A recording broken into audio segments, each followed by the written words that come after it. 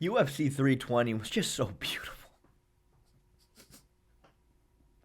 It was so beautiful. It was so amazing. I'm still buzzing from the energy last night. I mean, what can you say? Jiri Prochazka's performance was incredible. I mean, for those of you guys who know, the members-only breakdown we did, which, by the way, a lot of phenomenal members-only content on the channel currently, but we did a good breakdown for Jiri versus Khalil, and I'll be honest, I was nervous for Jiri. I was very, very nervous. I mean, for starters, right, when it comes to Jiri Prochazka, no matter how well you break down him and his opponent, there will always be a propensity for Jiri to get knocked out, and there will always be a propensity for him just to knock out his opponent. Because for one, Jiri Prochazka is a knockout artist through and through. He has a tremendous amount of power. His shots are so unorthodox. He's very accurate. He can always finish his opponent. While at the same time, the way Jiri fights, it's so insane. It's absolutely bonkers what his approach is. Listen, fighting with your hands down is not a problem, right? You know, Michael Venom Page fights with both of his hands down all the time, but the difference is he is always looking to manage distance and space when he has his hands down. Always, always. Jiri Prochazka will walk at you chest to chest with his hands down. So it's like, no matter what, it's so hard to accurately predict what's going to happen when he fights. And, you know, stylistically, where I was worried for Jiri against Khalil was Jiri doesn't deal with head kicks very well. He just doesn't. That's something that, you know, obviously Pereira picked up on right before he walked out for their second fight. So someone like Khalil, who can really mix a lot of body kicks, sneak head kicks upstairs, and then just use his explosiveness and his power and his speed to prevent Jiri from pressuring him. You know, theoretically, within a 3-round fight, it could be very, very winnable for him, and that is exactly what happened the first 2 rounds. But Jiri Prochazka, the pressure, the fucking pressure that he put on Khalil round 3 is insane. It's insane for a guy, you know, who's a light heavyweight, who's that big, to just put that kind of pace on you is insane. And how devastating Jiri was in close with the elbows and the check left hooks. I mean, it was insane to see. In that final finishing sequence, man, that shot was just so goddamn accurate and just folds Khalil. Jiri Prochazka, listen, you know, I was so terrified of the main event. I was. But the only silver lining that were there for me, if Ankalaev had won, was at least we get to see him fight Jiri Prochazka. But now, I'm kind of worried. I wonder what Jiri is going to do now. Like, are we going to give him a third Alex Pereira fight? I don't know. Honestly, I mean, look, he deserves a title shot. But maybe let's just give him Ankalaev. You know what I mean? I mean, fuck it, right? Fuck it. I mean, I don't know. I don't know if a third fight with Pereira is really what everybody's clamoring for. But, you know, regardless, right? It was a phenomenal fight for Jiri. And then moving on to Cory Sandhagen and Merab. Man, as you guys know, going into the fight, I was a little disappointed going into this fight because, listen, obviously, you're right. I tried to tell everybody. I was like, listen, guys, you know, I do think Merab is going to win for a number of reasons, but there are a lot of aspects to this fight that are very interesting, and it seemed like just nobody was giving Cory any credit at all. To me, right, going into the fight, there were 2 certainties I had going into this fight. The 2 certainties were Merab is going to really struggle doing anything to Cory on the ground. Cory's cardio is phenomenal. He's a scrambly motherfucker. He has a very good active guard. He has good leg locks, very good scrambles. And what he does so nicely with the grappling that I loved against Merab was that obviously, right, a massive mistake that Umar made against Merab was that he was treating that fight like it was a freestyle wrestling match. He was fighting tooth or nail as hard as he could off every single takedown attempt. And that is just like we talked about, always going to be diminishing returns, all right? Because Merab, you know what I mean? You are gritting your teeth and sprinting as hard as you can off every single Merab shot. But he's not going to stop shooting, all right? Merab is not going to slow down. Merab is going to keep shooting on you, and you are just burning all of this energy for when he finally does take you down, he's just going to back up and point at you. You know what I mean? Like, you cannot treat a fight with Merab like a freestyle wrestling match. And that is what Cory was doing so beautifully because, listen, Merab took him down what? like probably fucking 25 times, but Cory just turtled, stand back up, fought the hands every single time. And you know what? Listen, as crazy as this sounds, I do have to give Daniel Cormier some credit, because last night I wasn't even watching what the commentary turned on, but I was fucking dreading having to hear the fucking wrestling glaze from Daniel Cormier talking about how bad it looks to the judges that Cory keeps getting taken down. Like, I just couldn't, because for about the millionth time I brought this up, this is the fucking judging criteria when it comes to takedowns, all right? Securing a takedown doesn't mean anything. You have to establish an attack with the takedown, regardless. DC was actually pretty on the money. He was actually praising Cory's ability to stand back up every single time, and I will say I'm proud of DC for that. And again, it was just beautiful from Cory. I mean, you look at this sequence right here, right? Merab gets in on the takedown. Cory is defending very nicely, but Merab just showing his ridiculous strength, picks Cory up, puts him down. A very, very similar sequence happened when Merab fought Sean O'Malley, and Sean O'Malley was just fucked here because Sean just, elected to go to close guard, try to work off of his back, which is a terrible idea against Merab unless you're literally world class from that position. But Cory just, again, turtles, fights the hands, stands back up. Merab does very, very little with that position. I mean, it's just, the way he approached the grappling was phenomenal. But anyway, the second certainty that I had was that Merab was going to be a step ahead on the feet, as crazy as that sounds. I think that obviously Cory is a much more technical striker, for sure. However, Merab is quicker, he's faster, he has a little bit more pop than Cory does. And I'll be honest, after round one, I started getting a little nervous because Cory looked phenomenal on the feet. Cory outstruck him, and I was like, oof, okay, all right, it's starting to look like that analysis is going to fucking age like milk. But then obviously round two, Merab fucking puts it on him, hurts him really badly. And it was from that round two onward that Cory seemed to kind of abandon what was working for him early.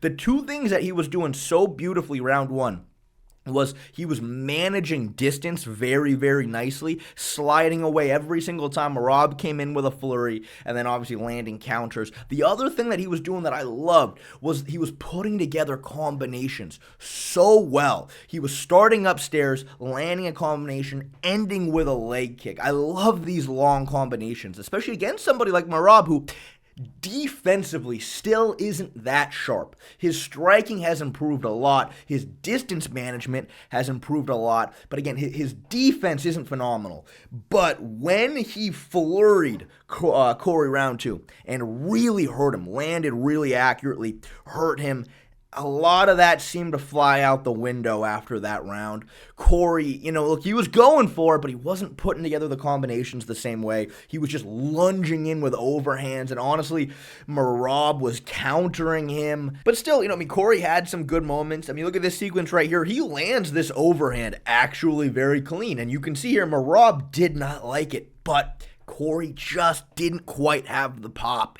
Not quite. The fight seemed honestly pretty close. I think you can make a very good argument. Like, obviously, Cory won rounds 1 and 4. I think you can make an argument he won round 5, which, that last round was close. But I think you can argue that Cory won. The problem is, though, no matter what, that 10-8 that Merab got in round 2 kind of killed any chance Cory had of winning, really. But, again, I thought the fight was closer than, again, people were giving it credit for. The only thing I feel like Cory was really lacking with his game plan and his approach was once he realized and knew for an absolute fact that Merab couldn't control him on the ground, he was able to get up safely every single time, I would start trying to throw way more head kicks, spinning wheel kicks. Obviously, he thought about a lot of knees, but Merab wasn't ducking into him because Merab was very aware that that's what Cory might be looking for. But again, that fucking Marlon Moraes wheel kick. Remember that? I don't know, just start fucking going for it, Cory. You know what I mean? Who cares if you slip and fall over? Who cares? You're going to be able to get back up, so let's just really start going for it instead of, only relying on the hands. And I think, man, if you could just somehow make fucking Sean O'Malley and Cory Sandhagen do the fusion dance, if you could have a version of Sean O'Malley that had Cory's grappling ability and was able just to turtle, fight the hands, get up safely every single time with the speed and the pop that Sean has, that would be I think that's a nightmare matchup for Merab. Now, the problem is that doesn't exist, all right? We have to fucking get into fantasy land to visualize a reality where Merab loses. So, obviously, right, Merab is the best bantamweight ever. I don't know, greatest or what. I don't know. He's the best, though. I can tell you that. He's the absolute best. Umar Nurmagomedov, obviously, I think, has the best chance of beating him, but I don't know if he's capable of doing what Cory Sandhagen did on the ground, which, again, is just not burn a lot of energy, let Merab take your back, stand back up, fight the hands. That's what he needs to do, and I don't know if he's capable of that, but that is sort of the blueprint if you want to beat Merab. Now, Poatan versus Magomed Ankalaev. I've never reacted. The way I reacted to that fight, I've never reacted like that before. That was just pure fucking ecstasy, man. Pure ecstasy. It was glorious. But what I think a lot of people are actually missing about that fight was there was a lot of strategy that went into that fight for Alex Pereira, and it was perfect. I'm telling you, it was perfect. The thing that makes Ankalaev good is his speed and his distance management. That is what makes him elite. He has really good pressure, but as he's pressuring you, he is just outside of punching range. Just outside. He's baiting you into overextending against him, so he can slip on the inside and light you up, right? We all know this. I've talked about this a lot. And that was a big problem for Pereira. Ankalaev was just outside of punching range, and he was faster than Alex. So Alex was having a miserable time catching him with the hands, and then obviously Ankalaev would get on the inside where he was quicker and faster. So what does Alex do right off the bat? Just fucking goes at Ankalaev. Really goes after him. Now, this isn't brand new. In the last fight, he also pressured him a good amount round one.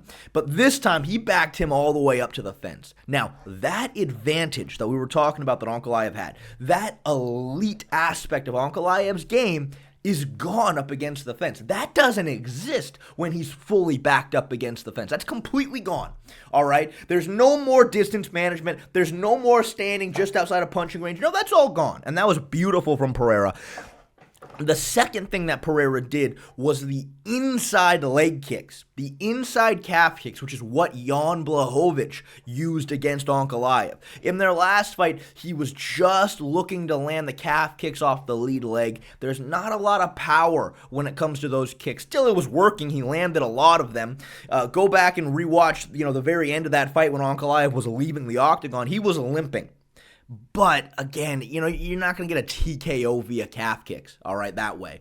But Ankalaev immediately did not like these inside calf kicks. Pereira landed 3 of them, and then Ankalaev switched stances. He switched stances into orthodox. Now, anybody who's done a good amount of kickboxing knows your defense is just not as good from your goofy stance, all right? It's so rare to find somebody who's equally good defensively from either stance. That's the one thing you really lose switching stances is your defense. And obviously, Ankalaev stayed in orthodox from that moment on, and that is where Pereira steps in and fucking cracks him with an overhand. Listen, right, Ankalaev, very, very good boxer, but he's not fucking, Canelo Alvarez with the head movement and the defense, all right? That's not him. He's not fucking slipping and, he just doesn't do that. He doesn't do that, all right? Again, what makes him so good is that he's staying outside of range, and he knows that he's faster than you, so he can evade and, step in and exit range beautifully. You can't do that up against the fence. You just can't do that, all right? That aspect of Ankalaev's game is gone, and that is why he got cracked, and that is why he got finished. Because, a lot of people were scared, frankly, me included, with Alex's mentality, it seemed like, going into this fight. Because, look, the one thing that was clear about his last fight, which, another members-only plug here, we did a frame-by-frame analysis of it leading into this last fight. But the one thing that you can tell was that Alex just didn't fight good, like, in the slightest, right? Obviously, right, as he's getting pressured, as he's getting walked down, you don't want to overextend with the hands, but Pereira was landing two good head kicks in the last fight that rocked Ankalaev, but he only fucking threw two of them. You know what I mean? There were no kicks at all. He elected to essentially just box with Ankalaev on the back, but it was bad, right? It was bad. So to hear Pereira in this fight just come forward and say, yeah, no, I'm not changing anything. I'm just going to be healthy, and I'm going to win because I'm healthy. And I was just like, yeah, okay. All right. All right. It sounds like you're just not acknowledging that you fought like dog shit. But you know what? No. Alex Pereira had a beautiful game plan that he executed to perfection. I think I think a fair amount went into this approach. It was very technical. They understood what they needed to do and where they needed to take Ankalaev for his game to not be executed well. And I thought it was beautiful.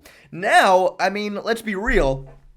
Pereira's going to fight Tom Aspinall on the White House card, you guys. He's going to fight Tom Aspinall. And that's, I don't know about that, man. I don't know about that. I mean, look, Pereira's going to be, honestly, maybe 250 pounds when he fights Tom Aspinall. He might be about 250. I don't think he's going to per se be undersized. But, man, Tom is just so fast, and the footwork, dude, and I don't know, man. I don't know if I like that for Pereira, but come on, that's what's going to happen. That's the biggest fight that could physically be made right now. And look, dude, you never know, man. If Pereira can walk him down, if Pereira, land a shit ton of calf kicks, land the jab, maybe, but he's going to be shorter than Tom. He's just so fast. He is so lightning fast. I don't know, man. I don't know how bullish I am on Pereira beating Tom Aspinall, but you know what? I will take it because come on, let's be real. That's what's probably gonna happen next.